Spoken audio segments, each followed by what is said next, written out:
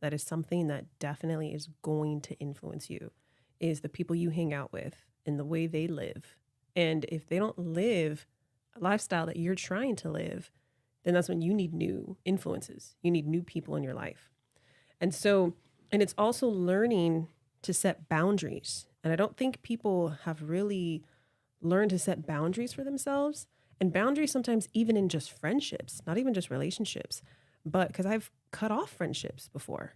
And so you need to set boundaries for yourself and the influences that you surround yourself with. And even what you're saying is like talking about, because yes, I understand not everyone's going to wait until marriage to have sex. I understand. But I just like to bring the perspective because honestly, it does help bring emotional clarity.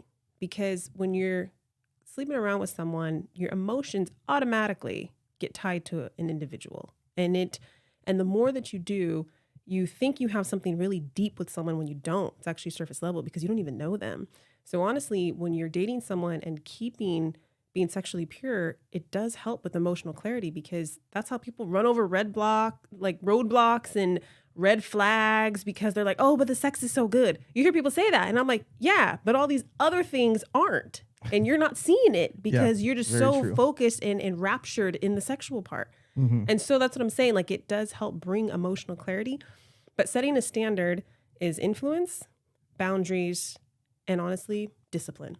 I think we have not taught that and to this younger generation, but I grew up like being very disciplined in certain areas of your life. And a lot of times it's work. And I think people don't want to put in the work, but you see the outcome later on when you are disciplined. Like it's discipline to go to the gym. It is discipline to eat healthy. Like these are disciplines that people have in other areas of life, but they don't apply it to this area.